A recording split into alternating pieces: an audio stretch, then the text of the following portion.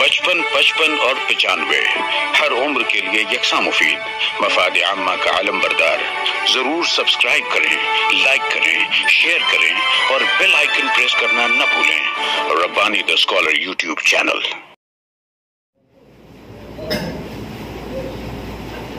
आइए बिला ताखिर खुतबा सदारत की तरफ हम बढ़ते हैं। मैं बड़े अदब एहतराम के साथ डॉक्टर मोहम्मद हुसैन रुफैई साहब को मदद करता हूँ कि खुतबा सदारत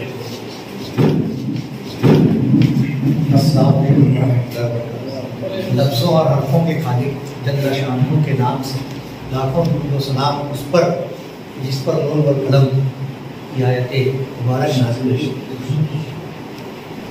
मैं सबसे पहले इदारे नस्ल अदब के उन मरहूमीन को खराज अक़ीदत पेश करता हूँ कि जिन्होंने इस शजरे सायादार की आबियारी की और आज हमें मौजूद नहीं है। और सदर और अरकान की खिदमत में इज़हार तशक्कुर पेश करता हूँ कि मुझे ऐसे अपना तालिब इल्म को आज की इस नशिस्त का की सदारत पर मुतमक्किन किया। आज बच्चों को देखकर बड़ी खुशी हुई। मैं उस ज़िम्न में रिजवान रब्बानी सर को खुसूसी तौर पर मुबारकबाद पेश करता हूँ कि वो इसी तरह इदारे नस्ल अदब की इन नशिस्तों में अपने तलबा को बुलाते रहे। इदारे नस्ल अदब में शुरू के ज़माने में मैंने भी कुछ तहरीरें पेश की थी जब हज़रत इलियास सिद्दीकी साहब हुआ करते थे, और उनकी याद यकीनन हर नशिस्त में हर किसी को आती ही होगी कि वो बेलाग और जोटोक अंदाज में, बड़े अच्छे अंदाज में तबसरे, तज़किये, तनकीद, तशजी, तहसीन सब कुछ किया करते थे और हम लोगों को सीखने का मौका मिलता था।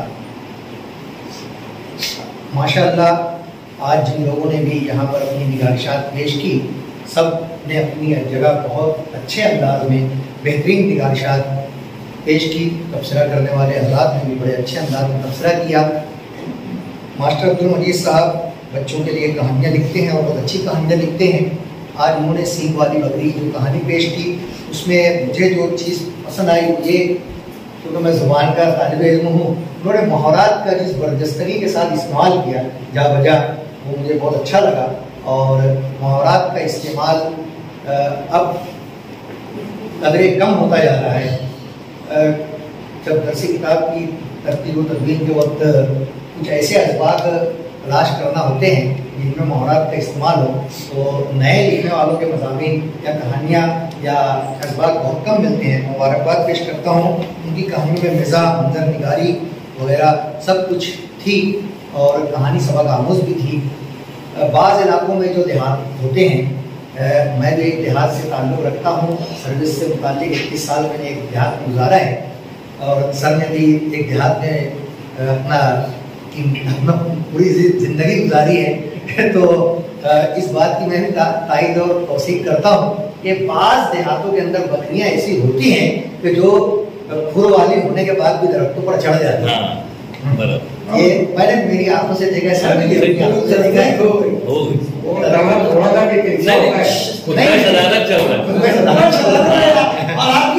और आपकी तारीफ और एक बात, पंचतंत्र की जो कहानियाँ लिखी गई उनमें उनको आप पढ़ें तो आपको समझ में आएगा कि पंचतंत्र की कहानियाँ लिखने वालों ने जानवरों की नफ्सियात को मद्देनजर रखते हुए जानवरों के अंदाज और उसको पेश किए जहाँ आप नाकाम है।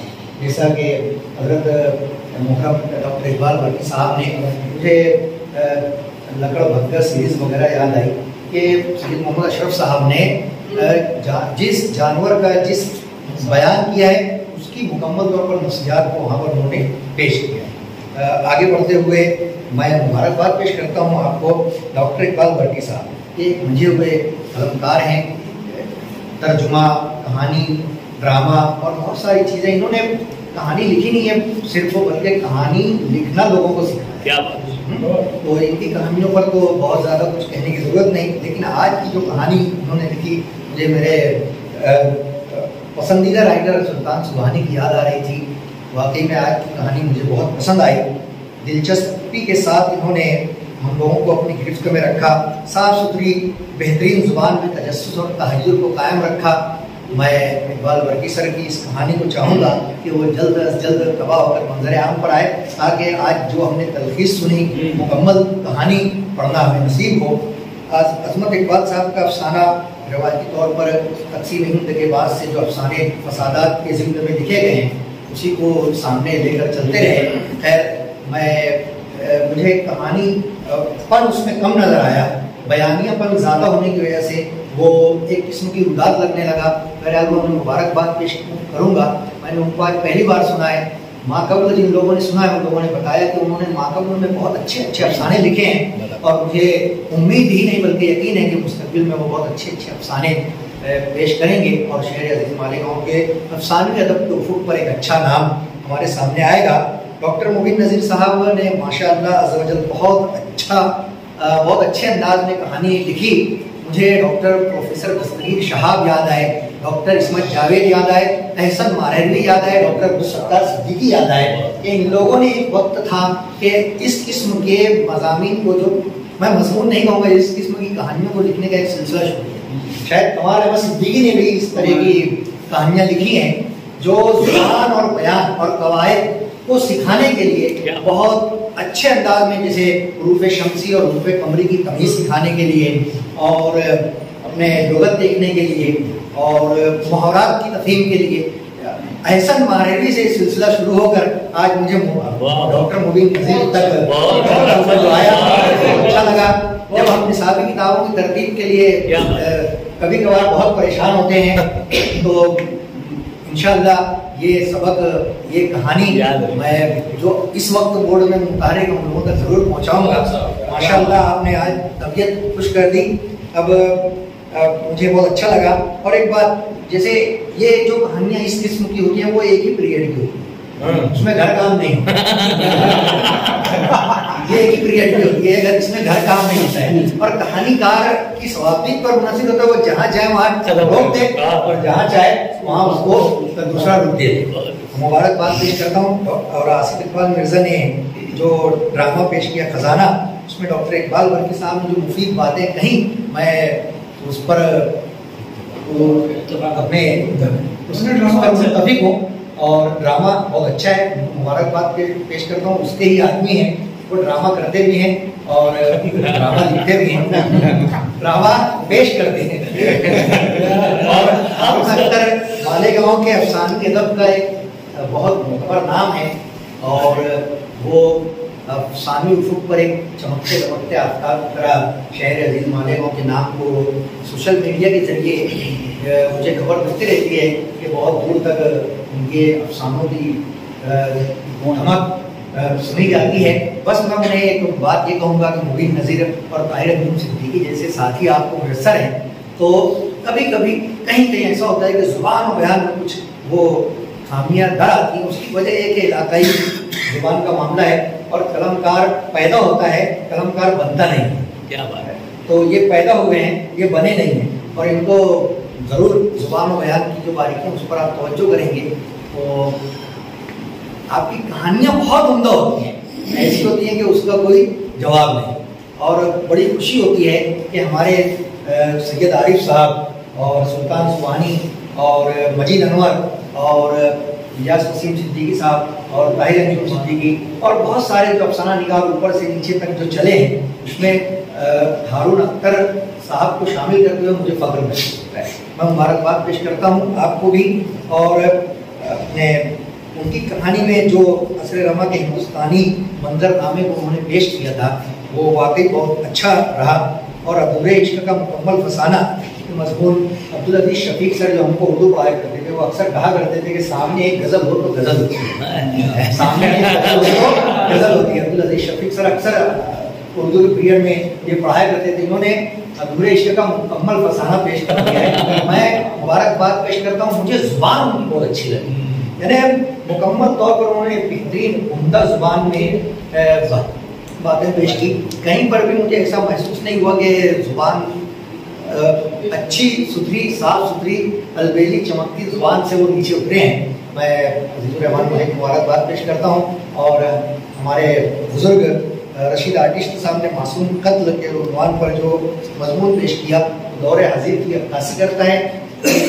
बाबा की ज़ुबान भी बहुत अच्छी होती है, मैं इनके पास अक्सर बैठते रहता हूँ और वाकई में आज उन्होंने जो मुसज्जम मुकफ़ा नस्र निगारी के जौहर दिखाए हैं, तो डॉक्टर मुख्तार अंसारी साहब ने जो शेर के दूसरे मिसरे में तरमीम की है, मैं उसी तरमीम को उनकी नज़र करते हुए और मगर इनके मजमून में क्लाइमेक्स मुझे कुछ गलत लगा, मुझे समझ में नहीं आया। बहरहाल मैं उनसे समझ लूँगा इंशाअल्लाह। और आज इदारे नसरी अदब की ये नशिस्त बड़ी कामयाब रही। मैं इदारे नसरी अदब के आवाम अंसार सबको मुबारकबाद पेश करने के साथ साथ शुक्रिया अदा करता हूँ मुकर्रर कि उन लोगों ने मुझे यहाँ पर सदर के तौर पर मदू किया। इंशाअल्लाह यार जिंदा सोबत बाकी। अस्सलाम। यकीनन 207वीं नशिस्त अदारे नसरी अदब की इस मालूम में इंतहाई कामयाब रही कि तमाम कलाकारों की यानी तख्लीकात भी बेहतर रही और खुदा सदारत ने तो तड़का लगा दिया और मैं समझता हूँ निजामत भी थोड़ी सी अच्छी रही हो।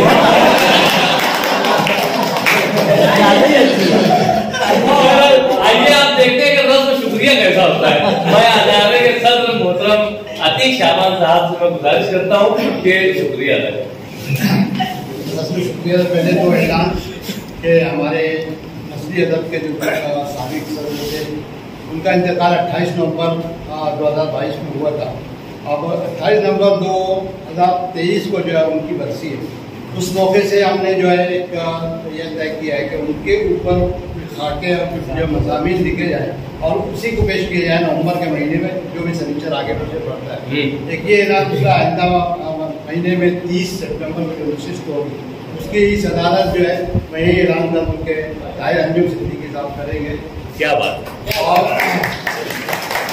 आज की कामयाब नशिस्त का जो है वो सेरा हमारे सदर साहब को जाता है क्योंकि उन्होंने सदारत पेश किया और उसका जो हक है सदारत को उन्होंने अदा किया। उसके लिए मैं अदारे की जानिब से शुक्रिया अदा करता हूँ और तमाम कलमकारान तमाम ने जिसके लिए अभी एक जुमला हमारे सदर ने कहा कि तमाम तहकीकात आज जो है सुनने में भी बहुत अच्छी थी और उसके अंदर ज़्यादा जो है तमाम तहकीकें एक से बढ़कर एक थी।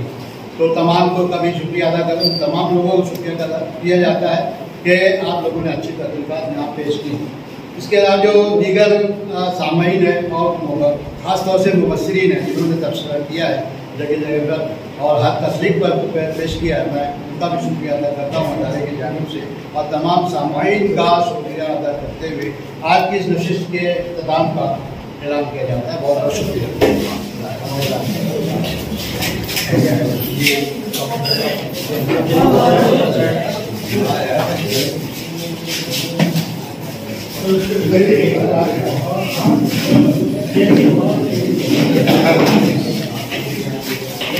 बचपन और 95 हर उम्र के लिए यकसा मुफीद मफाद आम्मा का आलम बरदार। जरूर सब्सक्राइब करें, लाइक करें, शेयर करें और बेल आइकन प्रेस करना न भूलें। Rabbani the scholar YouTube channel. Rabbani the scholar YouTube channel इल्मी, अदबी, दीनी, मिल्ली, समाजी, सकाफती, तहजीबी, फलाही, तिब्बी, फन्नी, माशी, तिजारती, माशरती, इंतजामी, इनकलाबी, तहरीकी, तहकीकी, तकनीकी, तफ्तीशी, तामीरी, तालीमी व मालूमाती यूट्यूब चैनल जरूर सब्सक्राइब करें, लाइक करें, शेयर करें और बेल आइकॉन प्रेस करें। Rabbani the scholar YouTube channel.